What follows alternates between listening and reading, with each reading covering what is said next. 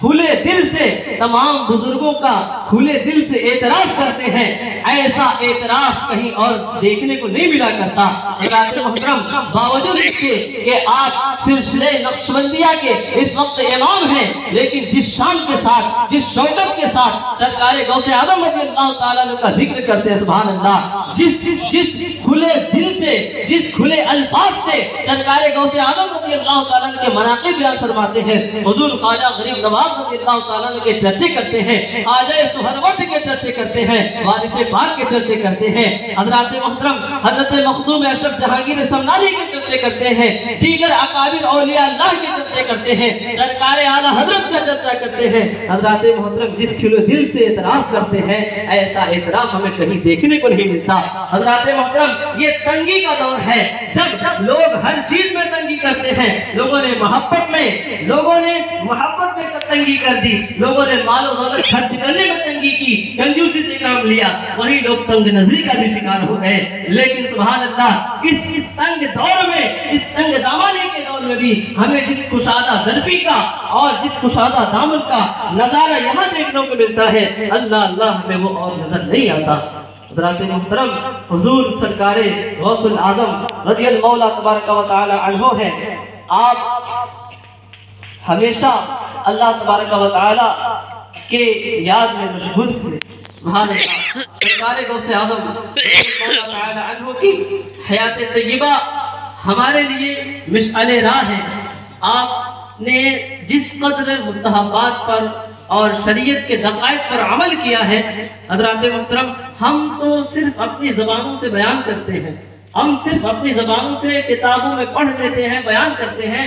حقیقت یہ ہے کہ یہ تصوف اور یہ حال، یہ ایسی چیزیں ہیں کہ جو کہنے کی باتیں نہیں ہیں، یہ برتنے کی باتیں ہیں۔ یہ وہی جانتا ہے، جیسے امام غزالی رحمۃ اللہ علیہ کی مثال دیتے ہیں، ایک ڈاکٹر ہو، بہت ماہر ہو، اسپیشلسٹ ہو، لیکن کبھی اس کو بخار نہ ہوا ہو، وہ بخار کے بارے میں خوب جانتا ہے، بخار کیا چیز ہوتی ہے، کس وجہ سے بخار ہوتا ہے اور اس کا علاج کیسے کیا جا سکتا ہے، خوب جانتا ہو۔ لیکن کبھی اگر اس کو بخار نہ ہوا ہو، حضرات محترم، تو پھر جس کو بخار ہوا ہو وہ اور اس کے جاننے میں بہت بڑا فرق ہے۔ اگر بخار کی حقیقت یہ نہیں جانتا، ڈاکٹر ہونے کے باوجود، تمام چیزیں پڑھنے سننے کے باوجود، یہ شخص جو ہے بخار کی حقیقت نہیں جانتا، یہ کب جانے گا؟ جب خود اسے بخار ہوگا، جب اسے بخار ہوگا تب پتہ چلے گا کہ بخار چیز کیا ہے۔ جب بندہ بیمار ہی نہ ہو تو اسے کیا پتا کہ یہ بیماری کیسی ہوتی ہے۔ جب وہ اس میں مبتلا ہوتا ہے، جب وہ اس میں پڑھتا ہے، تب پتہ چلتا ہے کہ یہ کیا چیز ہے۔ حضرات محترم، تو یہ روحانیت، یہ مقامات، یہ چیزیں، یہ صرف جو کتابوں میں اور علماء کی زبانیں ہم اور آپ بیان یہ کرتے سنتے ہیں، یہ ایسی چیزیں ہیں جیسے ایک ڈاکٹر ہے، پڑھ لیتا ہے اور بیان کر دیتا ہے، لیکن کبھی اس بیماری میں وہ مبتلا نہیں ہوا کرتا۔ حقیقت کیا ہے، اللہ کے انوار کیا ہے، روحانیت کیا ہے، مشاہدہ کیا ہے، کشف کیا ہے، یہ چیزیں وہی جانتے ہیں جو اس راہ کے مسافر ہوا کرتے ہیں، جو اس راہ کے مسافر ہوا کرتے ہیں، اور اس راہ کو جو طے کر چکے ہوتے ہیں وہ جانتے ہیں۔ حضرات محترم، تو یہ چیزیں اگر حاصل کرنی ہو، اگر ان چیزوں کی طلب ہو، سچی طلب ہو، تو ان اللہ والوں کی بارگاہ میں آنے کی ضرورت ہے، جو حقیقت میں دلوں کے ڈاکٹر ہوا کرتے ہیں، جو دلوں کے طبیب ہوا کرتے ہیں۔ ہمارے دل بیمار ہوتے ہیں، حضرات محترم، یہ اس کا علاج کرنا جانتے ہیں، یہ جانتے ہیں کہ دل کی کس بیماری کا علاج کس طرح سے کیا جائے گا۔ دل میں حسد ایک بیماری ہے، دل میں بغض ایک بیماری ہے، دل میں عجب یعنی اپنے آپ کو اچھا جاننا ایک بیماری ہے، ریاکاری ایک بیماری ہے، دکھاوا ایک بیماری ہے، غصہ ایک بیماری ہے۔ حضرات محترم، یہ وہ بیماریاں ہیں جو نظر نہیں آتی، دکھتی نہیں ہیں، لیکن انسان کے دل میں ہوا کرتی ہیں۔ ان بیماریوں کا علاج اللہ والے اپنی حکمتوں سے کیا کرتے ہیں، اپنی نورانی نظروں سے کیا کرتے ہیں، اور کبھی اپنی انگلی مبارک سے کر دیا کرتے ہیں۔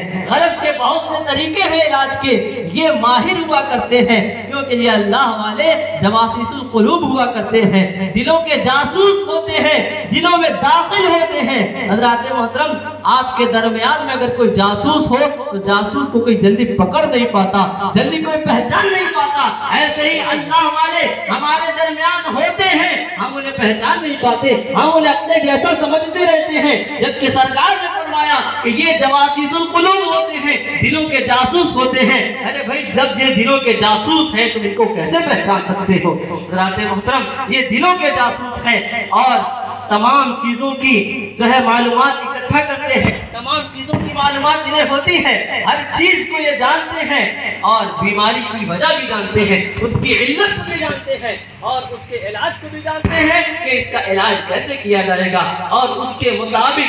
मगर शर्त क्या है कि दवा लेने वाला इलाज कराने की नीयत से तो आए। खाली डॉक्टर साहब का नाम सुन करके कि फला डॉक्टर साहब बड़ी अच्छी दवा देते हैं, बड़े स्पेशलिस्ट हैं, बड़े माहिर हैं, चल के अपनी बीमारी का एक बार उनसे इलाज कराएं, देखे फायदा मिलता है कि नहीं मिलता। एक बार गया, भाई हो सकता है फायदा ना हो, लेकिन है तो माहिर, है तो वो डॉक्टर माहिर। हो सकता है एक बार गया हो और कुछ चीजें रह गई हो, दोबारा जाए, लेकिन एक मरतबा फायदा ना होने की बुनियाद पर अगर वो शिकायत करे कि वो डॉक्टर ही नहीं है, वो डॉक्टर ही नहीं है, मैंने तो बड़ा नाम सुना था, लेकिन जब गया तो कुछ मिला ही नहीं, कुछ फायदा ही नहीं हुआ। हज़रात मोहतरम, सच्ची दिल से अगर वो जाता, अगर अच्छी नीयत से जाता, हमें अपनी बीमारी का इलाज करना है, हमें दर्द है ना, हमें तकलीफ है, हमें इस दर्द का मदावा चाहिए, हमें इस दर्द का मदावा चाहिए, हमें इस दर्द का इलाज चाहिए, तो फिर इस दर्द का इलाज वहाँ आपको मिलेगा। आप बताएंगे कि हमें ये आराम नहीं हो रहा, डॉक्टर दोबारा चेकअप करके फिर जो है नए तरीके से आपका इलाज करते हैं, आपको फायदा होता है, आपको फायदा होता है। शर्त क्या है कि डॉक्टर लेकिन माहिर हो, खाली नाम का माहिर ना हो, काम का माहिर हो। हज़रात मोहतरम, ऐसे ही अल्लाह वालों की बारगाह में सच्चे दिल से आना चाहिए, सच्ची नीयत से आना चाहिए, इखलास के साथ आना चाहिए। तो जो इखलास के साथ आता है, बार बार आता है, अपने गम का मदावा तलाश करने के लिए आता है, अपनी बीमारी का हल तलाश करने के लिए आता है, खुदा का कुर्ब हासिल करने के लिए आता है, जब ये देखते हैं आने वाला सच्चा है, इसके जज्बे में सदाकत है, तो फिर उसको नवाज भी दिया करते हैं, तब नवाजा करते हैं, क्योंकि ये अजीम अमानत है और अमानत अहले अमानत को दिया जाता है, गैर अहल को, ना अहल को अमानत सुपुर्द नहीं की जाती है। आप बाजार में, मार्केट में कपड़ा खरीदने जाते हैं, दो तरह के लोग होते हैं, कुछ लोग सिर्फ रेट पता करने जाते हैं, कुछ लोग सिर्फ क्वालिटी देखने जाते हैं, खरीदने की नीयत नहीं होती है।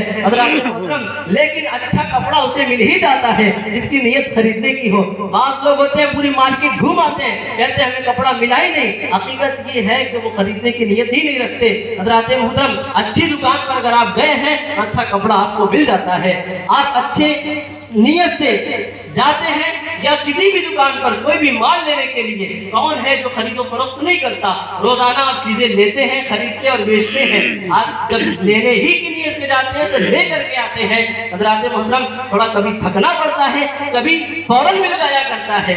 अल्लाह वालों की बारगाह में आप दुनिया के सामान के लिए इतना थक जाते हैं, लेकिन इन अल्लाह वालों की बारगाह में हम थोड़ा वक्त भी नहीं देते। हम इनकी बारगाह में अदब जानुए अदब भी तय नहीं करते, इनकी सोहबत भी नहीं उठाते और शिकवा किया करने लग जाते हैं। हज़रात मोहतरम, ये तो बड़े करीम हैं, ये बड़े करीम हैं। शर्त ये है कि आने वाला अगर मोहब्बत की निगाह से आता है तो फिर ये अपने करम का दरिया बहाते नजर आते हैं, ये अपने करम के दरिया बहाते नजर आते हैं और आने वाले को, साइल को नवाजते हुए नजर आते हैं। ये बड़े सखी हैं, ये वो हैं जो सैयदना हजरत खालिद इब्न वलीद सैफुल्लाहिल मसलूल के साहबजादे हैं। ये वो हैं जो नबी करीम सल्लल्लाहु तआला अलैहि वसल्लम के बड़े लाडले और प्यारे हैं। हजरात मोहतरम, ये वो हैं सुभान अल्लाह जो अपने नस्ब के एतबार से, अपने हसब के एतबार से, अपने जो है के खानदान के एतबार से और शरई एतबार से, हर एतबार से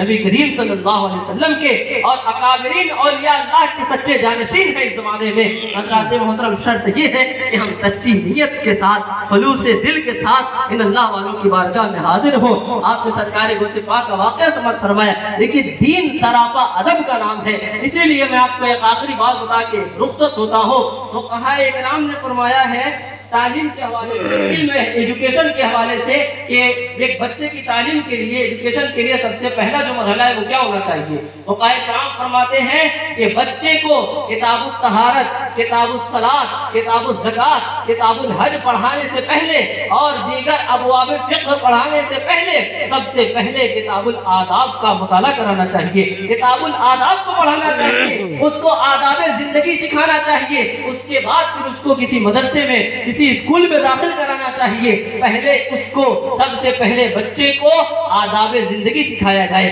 طرز معاشرت سکھایا جائے، بڑوں کا ادب کیسے کیا جائے گا، چھوٹوں پر شفقت کیسے کی جائے گی، اور پھر روزانہ جو آپ کے ڈیلی روٹینز ہیں، آپ کے چریا ہے، آپ کے جو روزانہ یومیہ افعال ہیں، ان کو آپ کو کس طرح سے ادا کرنا ہے، اس معاملے میں شریعت ہمیں کیا آداب سکھاتی ہے، کیا طریقے سکھاتی ہے، ہمیں کیا کرتی ہے۔ پہلے آپ اپنے بچے کو اپنے کلچر کے سانچے میں ڈھالنے کی کوشش کریں۔ یہ فقہائے کرام نے باضابطہ طور پر ایک اصول مرتب فرمایا ہے کہ نماز کا حکم، نماز کے علم سیکھنے سے پہلے، زکوٰۃ کا علم سیکھنے سے پہلے، حج اور روزہ کا علم سیکھنے سے پہلے ضروری ہے کہ پہلے وہ آداب کا علم سیکھ لے، پہلے وہ آداب زندگی سیکھے، کتاب الحضر والاباحہ کا مطالعہ کرے، کیا چیزیں منع اور کیا چیزیں ہمیں کرنا ہے، کیا چیزیں نہیں کرنا ہے، پہلے ان چیزوں کو سکھائے، تاکہ کہیں یہ جب کسی استاد کے پاس یا کسی بزرگ کے پاس جائے تو کہیں کوئی بے ادبی نہ کر بیٹھے۔ اگر بے ادبی کرے گا تو پھر اللہ کی رحمتوں سے محروم کر جائے گا۔ اس لیے ضروری ہے کہ اس کی دنیا کی بھلائی کے لیے اور آخرت کی بھلائی کے لیے پہلے اسے کتاب الآداب کا مطالعہ کرایا جائے، اسے آداب بتائے جائے کہ طور طریقے کیا ہوتے ہیں، کسی سے ملنے جلنے سے کے طریقے کیا ہوتے ہیں، اٹھنے بیٹھنے کے اور رہنے سہنے کے طریقے کیا ہوتے ہیں۔ حضرات محترم، شریعت، طریقت، حقیقت سب ادب سے، ادب اگر ہے تو پھر یہ چیزیں حاصل ہو جایا کرتی ہیں۔ اللہ واقع کا کرم ہوتا ہے۔ اللہ تعالیٰ ہمیں حضور مرشد کریم داماد العالی کی توفیق ہمیں با ادب بنائے، تا حیات ہمیشہ ہمیں با ادب بنائے۔